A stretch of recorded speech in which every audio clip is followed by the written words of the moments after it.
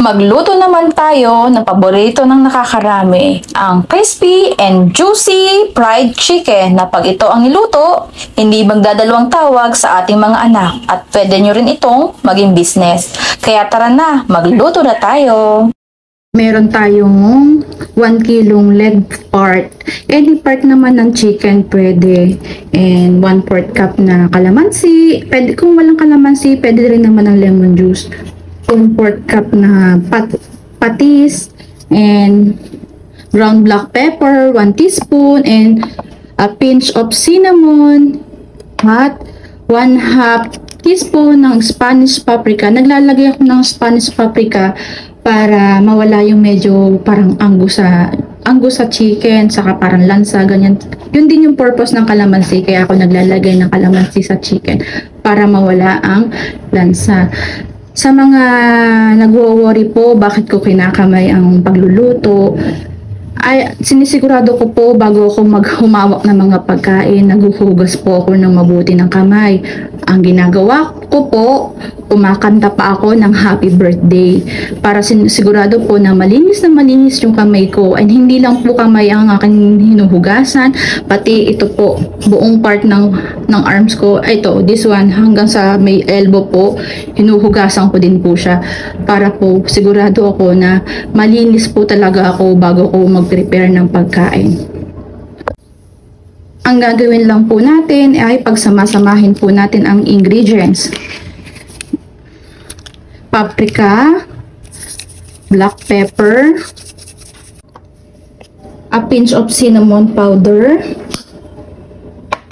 patis, sorry po, kalamansi po pala, patis, at atin pong haluin lang para po mag-mix lahat ng ingredients. Haluin lang po natin. Ayan. At tapos po natin haluin, imamarinate po natin siya. Pwede po, mas maganda po talaga pag magmamarinate kayo the whole night. Ito po, mas ang marinate ko lang is mga 2 to 3 hours. Kasi po medyo hindi ko nagawa siya kagabi. Antok na kasi ako, kaya hindi ko na nagawa mag-marinate. Ilalagay ko po muna siya sa fridge, mga 2 to 3 hours ang marinate para mas medyo kumapit po yung mga spices. Naman tayo ng ating breading mix. 1 cup flour and 2 tablespoon ng cornstarch, 1 tablespoon chicken powder, 1/2 teaspoon black pepper. Pwede din kayo maglagay ng 1 teaspoon ng garlic powder. Kaso wala na akong garlic powder kaya hindi na ako nakapaglagay ngayon. At atin pong haluin ang ating breading mix para mag-mix po lahat ng ating ingredients. Atin po munang iset aside. Lagyan po natin ng 2 itlog ang ating binabad na manok. Atin pong i-mix.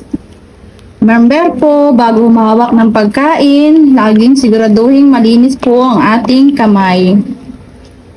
Mix po muna natin.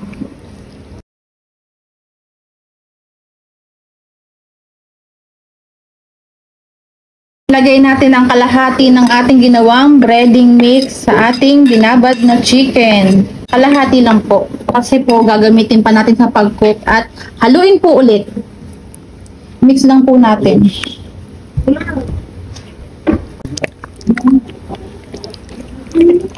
I-mix lang po natin ng mabuti yung ating nilagay na breading mix at chicken. Yan. I-check po muna natin ang ating mantika kung mainit na po at i-dredge po natin sa kalahati ng ating ginawang breading mix ang ating chicken. And huwag pong sabay-sabay yung paglalagay ng chicken sa ating pan. Kasi po, ang tendency po nung bababa po yung temperature ng init ng ating mantika. Kaya po mas maganda, by batch po yung paglalagay, isa-isa po ganun.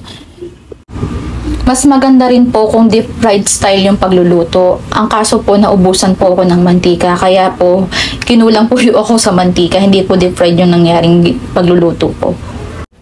Ang ginawa ko na lang po is hindi crowded po yung paglalagay ng chicken sa pan. Para po balance pa rin yung heat ng ating mantika sa ating chicken. Kung deep fried po, 8 to 12 minutes po ang pagluluto. Pero since hindi po deep fried yung ginawa ko, ang nangyari po is 15 minutes. Then saka ko po binaligtad. Ang technique din po dito is wag po tayong baliktad ng chicken. Kasi po, kaya may tendency po na hindi naluluto lahat. Hindi ba nagiging balance yung pagluluto ng ating chicken. At luto na po ang ating crispy and juicy fried chicken. Pwede nyo rin po itong gawing business actually. Kain na po tayo!